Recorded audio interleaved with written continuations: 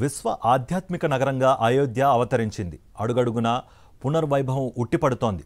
దీపకాంతులతో అయోధ్య నగరి వెలిగిపోతోంది. సర్వాంగ సుందరంగా ముస్తాబవుతోంది. అంతా రామమయం అన్నట్టుగా ఎక్కడ చూసినా ఆ శ్రీరామచంద్రుడే కనిపిస్తున్నారు. ఎక్కడ విన్నా రామనామమే చెవుల్లో వినసొంపుగా ప్రతిధ్వనిస్తోంది. అయోధ్య అందాలు వర్ణించడానికి భాష చాలడం లేదు. ఆ అందాలు చూసేందుకు రెండు కళ్ళు సరిపోవడం లేదు. విశ్వ ఆధ్యాత్మిక నగరికి వెళ్లే దారులన్నీ భక్తులను మంత్రముగ్ధులను చేస్తున్నాయి. రాంపథ్, లతా మంగేష్కర్ చౌక్ ప్రధాన ఆకర్షణగా నిలుస్తున్నాయి. ఇంతకీ వాటి ప్రత్యేకతలేంటి? ఎన్ని వందల కోట్లతో ఆ మార్గాలను అభివృద్ధి చేశారు? అయోధ్య నుంచి సాక్షి స్పెషల్ స్టోరీ చూద్దాం.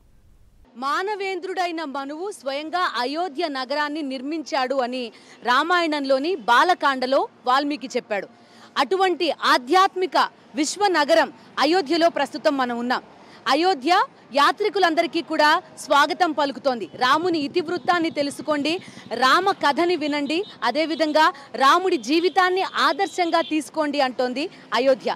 రామయ్య భవ్య మందిరం ప్రారంభోత్సవం వేళ దేశంలోని దారులన్నీ అయోధ్య వైపే చూపిస్తున్నాయి.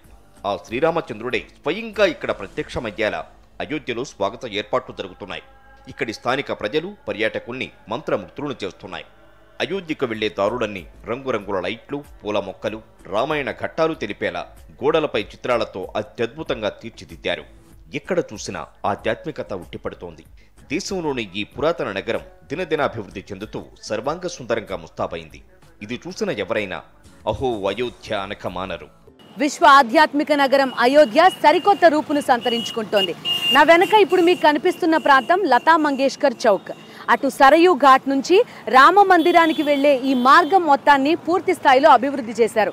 ఆ లతా మంగేష్కర్ చౌక్ దగ్గర నుంచి ఇలా నడుచుకుంటూ వస్తే ఈ రామ పదం గుండా రామ మందిరానికి చేరుకుంటారు. ఈ రోడ్డుకి ఇరువైపులా కూడా మనం చూడొచ్చు ఇక్ష్వాకు రాజవంశానికి ప్రతీకగా, సూర్యవంశానికి ప్రతీకగా ప్రతి స్తంభం పైన మనకి సూర్యుడి ప్రతిమ కనిపించేలాగా జాగ్రత్తలు తీసుకున్నారు. అయోధ్యకి వెళ్లే దారిలో మనకు ఈ లతా మంగేష్కర్ చౌక్ కనిపిస్తుంది. భారతరత్న గానకోకిల లతా మంగేష్కర్ 93వ జయంతిని పురస్కరించుకుని ఉత్తరప్రదేశ్లోని బీజేపీ ప్రభుత్వం అయోధ్యలోని ఓ చౌరస్తాకు ఆమె పేరు పెట్టింది. సరయూ నదీ తీరంలో లతా మంగేష్కర్ జ్ఞాపకార్థం 40 అడుగుల వీణను ఏర్పాటు చేశారు. 14 టన్నుల బరువుతో 40 అడుగుల పొడవు, 12 మీటర్ల ఎత్తుతో ఈ వీణను తయారు చేశారు. లతా మంగేష్కర్ జీవితాన్ని ప్రతిబింబించేలా దాని చుట్టూ 92 కలువలను పొందుపరిచారు. సప్త స్వరాలకు ప్రత్యేకగా స్తంభాలను ఏర్పాటు చేశారు.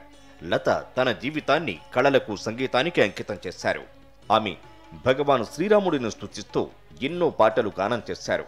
అందుకే అయోధ్య రామ మందిరానికి దారితీసే ఈ కూడలికి లతా మంగేష్కర్ చౌక్ అని నామకరణం చేశారు.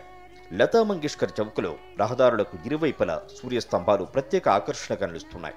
30 అడుగుల ఎత్తున స్తంభాలలో ప్రతి ఒక్క స్తంభానికి పైన ఏర్పాటు చేసిన విద్యుత్ దీపాలు రాత్రివేళ అచ్చం సూర్యుడిలా కనిపిస్తాయి. విశ్వ ఆధ్యాత్మిక నగరం అయోధ్యలోకి ప్రవేశించగానే శ్రీరాముడి దర్శనం కంటే ముందు మనకి కనిపించేవి ఈ అందమైన మ్యూరల్స్. ఈ రామపదం మొత్తం కూడా ఇలాంటి అందమైన మ్యూరల్స్ అన్నింటినీ రాముడి ఇతివృత్తం మొత్తం తెలియజేసేలాగా తీర్చిదిద్దారు. మొత్తం 5 నుంచి 6 కిలోమీటర్ల దూరంలో ఉండే అన్ని రహదారి మొత్తం కూడా ఇలాంటి అందమైన మ్యూరల్స్ మనకి దర్శనమివ్వబోతున్నాయి.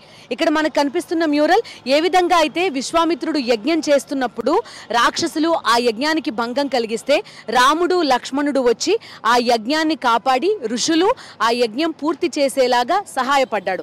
ఆ ఇతివృత్తం మొత్తాన్ని ఇలా మ్యూరల్ రూపంలో చెక్కారు. ఇది మాత్రమే కాదు, సీతాపహరణం, అదేవిధంగా శ్రీరాముడు, సీత, లక్ష్మణుడు కలిసి వనవాసానికి వెళ్ళడం, ఇలా మొత్తం రామాయణంలో ఉన్న అన్ని ఇతివృత్తాలు కూడా ఈ రామపథంలో మ్యూరల్స్ రూపంలో మనకు కనిపించబోతున్నాయి. అయోధ్య రామ మందిరానికి దారితీసే రహదారులను అలంకరించేందుకు 22 కోట్ల విలువైన మొక్కలు నాటారు. ఇక అయోధ్యకు వెళ్లే దారిలోనే ఈ రామపదం కూడా భక్తుల్ని మంత్రముగ్ధులను చేస్తోంది. ఈ వీధుల వెంబడి ఏ గోడలపై చూసినా, షాపుల షట్టర్లపై చూసినా జై శ్రీరామ్ నినాదాలే కనిపిస్తాయి. అంతేకాదు, రామాయణ ఇతివృత్తాన్ని తెలిపేలా కళాఖండాలు అప్పురపరుస్తాయి, చూపు తిప్పుకోనివ్వకుండా చేస్తాయి.